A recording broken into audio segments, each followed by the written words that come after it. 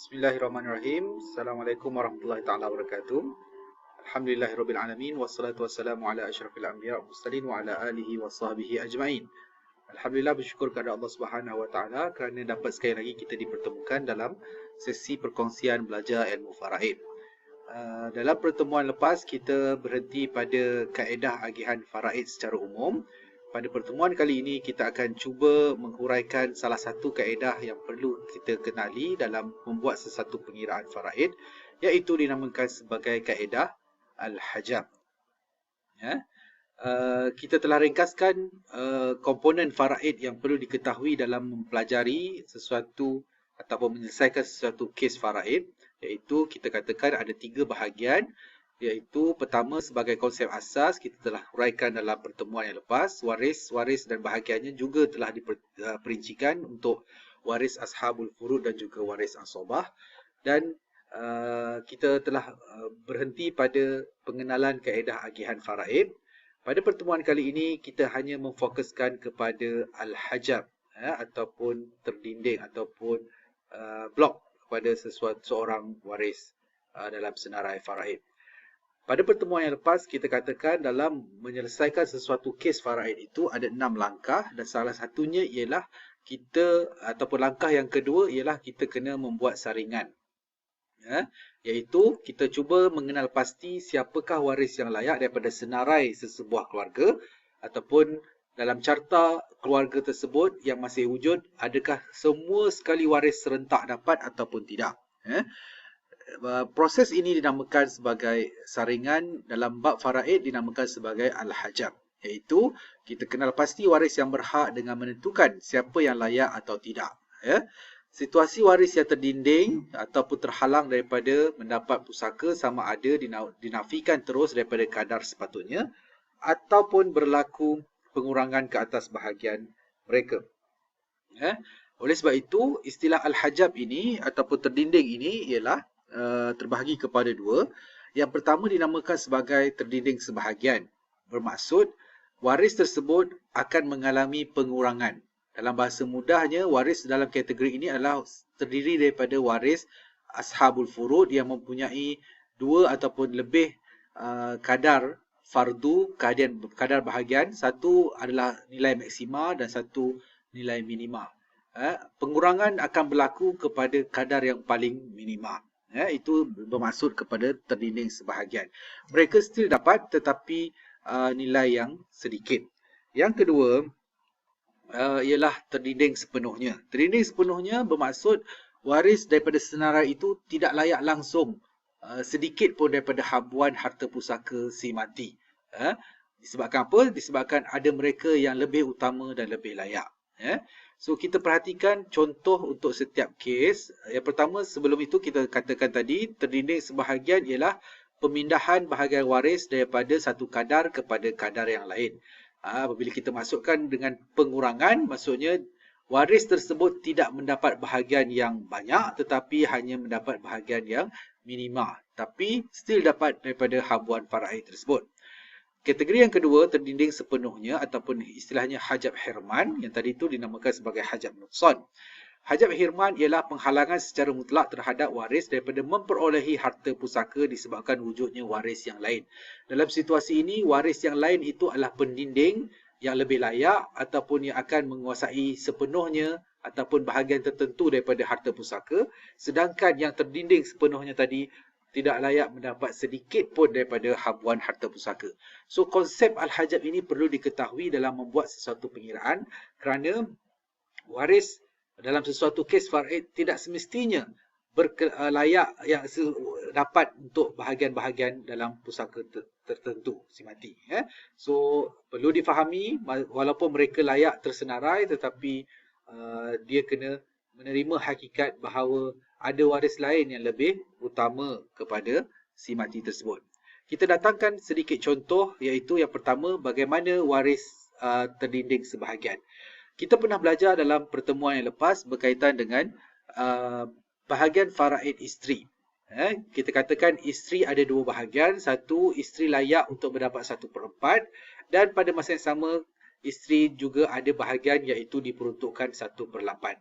So bahagian 1/4 adalah bahagian yang banyak ataupun maksima. Sedangkan bahagian 1/8 adalah bahagian yang kecil ataupun sedikit. Jadi pengurangan daripada 1/4 kepada 1/8 yang kecil ini merupakan salah satu contoh bagaimana terdinding sebahagian ataupun pengurangan bahagian isteri tersebut. Dalam kes ini, kenapa isteri mendapat kurang? Kerana kewujudan kes iaitu kes kedua, si mati meninggalkan anak lelaki sebagai contohnya. Jika si mati tidak meninggalkan zuriat, yang mati itu adalah suami, so isteri kepada si mati tersebut layak untuk mendapat 1/4. Walau bagaimanapun dalam situasi yang lain, sekiranya suami tersebut meninggalkan anak, dalam contoh ni adalah anak lelaki, maka isteri tadi hanya layak mendapat 1/8. Yang kita ingin highlightkan ialah konsep pengurangan daripada 1/4 yang layak diterima oleh isteri menjadi 1/8 disebabkan wujudnya zuriat tadi. Inilah antara contoh yang menunjukkan terdinding sebahagian ataupun tadi kita sebut sebagai hajab nuqsan dalam hukum faraid. Kita datangkan contoh lain. Contoh lain ialah bagi suami pula. Maksudnya yang meninggal adalah isteri. So, suami yang pernah kita ceritakan sebelum ini mempunyai dua bahagian faraid. Satu ialah mendapat secara 1/2 bahagian daripada harta pusaka dan juga suami layak mendapat 1/4. Bila situasi pertama apabila si mati iaitu isteri tidak meninggalkan zuriat apapun, maka suaminya layak untuk mendapat 1/2. Sedangkan contoh yang kedua, sekiranya isteri ataupun si mati tadi meninggalkan zuriat, dalam kes ini contohnya adalah anak lelaki, maka suami tadi hanya berkelayakan untuk mendapat 1/4. So pengurangan daripada 1/2 kepada 1/4 inilah yang dinamakan sebagai hajab nuqsan ataupun terdinding sebahagian. Maksudnya suami still dapat, tetapi dikurangkan daripada nilai yang paling maksima kepada nilai yang minima. Ini adalah kategori, tadi itu adalah kategori dari sudut hajab nuqsan. Sekarang kita terangkan pula kepada hajab hirman. Ini adalah contoh keseluruhan jadual bagi lelaki yang akan terdinding disebabkan orang yang pendinding itu ataupun yang paling utama itu lebih kuat berbanding yang terdinding. Kita ambil sebagai contoh nombor 1 iaitu cucu lelaki tidak layak ataupun tidak langsung mendapat harta pusaka ataupun diistilahkan sebagai hajab hirman disebabkan oleh adanya anak lelaki. Maksudnya kenapa? Sebab anak lelaki lebih dekat kepada si mati berbanding pangkat cucu. Contoh berikutnya adalah sama juga kepada datuk, iaitu bapa kepada bapa akan terdinding ataupun tidak mendapat pusaka disebabkan oleh bapa. Sebab bapa lebih hampir. So ini adalah contoh menggambarkan bagaimana waris yang terdinding tadi akan tidak layak untuk mendapat harta pusaka sepenuhnya jika wujud pendinding-pendinding di kalangan yang terdiri mengikut jadual ini. So kita akan datangkan contoh sahaja. Okay. Dalam kes ini kita katakan tadi antara kalaulah si mati meninggalkan anak lelaki dengan cucu lelaki. Dalam situasi ini kita katakan kedua-duanya adalah waris asabah, tetapi cucu lelaki hubungannya lebih jauh berbanding dengan anak lelaki. So cucu lelaki akan terdinding dengan kewujudan anak lelaki. So keseluruhan harta pusaka akan diserahkan kepada anak lelaki dan cucu tadi tidak akan mendapat bahagian dalam harta pusaka. Contoh yang kedua sama juga. Contohnya ialah si mati meninggalkan bapa dan juga adik-beradik lelaki seibu sebapa. Saudara lelaki seibu sebapa.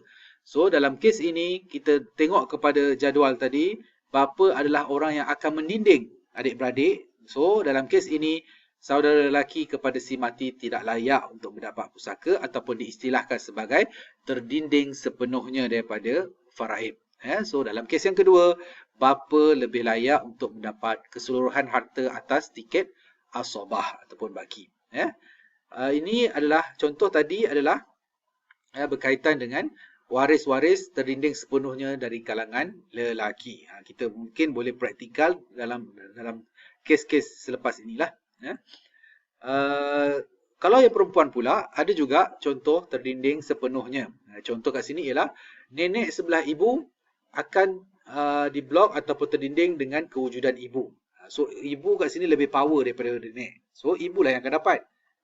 Begitu juga nenek sebelah bapa juga akan terdinding ataupun diblok dengan kewujudan ibu ataupun bapa. So waris pendinding kat sini adalah berkaitan dengan siapa yang lebih hampir kepada si mati. Begitulah contoh-contoh berikut yang mungkin kita akan praktikkan dalam kes-kes faraid dalam pertemuan yang akan datang. Tapi kita akan datangkan contoh yang lebih simple berkaitan konsep terdinding sepenuhnya dalam jadual pertama dan kedua ini, iaitu kalaulah si mati meninggalkan ibu dan juga nenek sebelah ibu, dalam kes ini ibu tak mungkin dapat secara asabah disebabkan si mati tidak ada zuriat dan juga tidak ada adik-beradik, maka ibu tadi akan mendapat 1/3.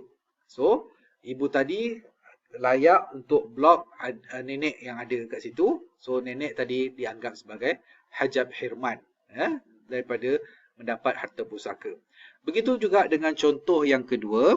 Contoh yang kedua kita katakan ialah si mati meninggalkan bapa warisnya yang hidup dan juga saudara perempuan seibu sebapa, kakak kandung contohnya. So dalam kes ini yang layak untuk mendapat adalah bapa. Bapa lebih kuat untuk blok, untuk mendinding. Sebab bapa dalam kes ini sebagai pendinding kepada waris yang ada. So saudara perempuan seibu sebapa si mati terdinding ataupun tidak layak, dalam kes ini dikategorikan sebagai terdinding sepenuhnya daripada mendapat faraid. So begitulah konsep yang perlu diketahui oleh semua pihak, iaitu saringan waris itu perlu dilakukan.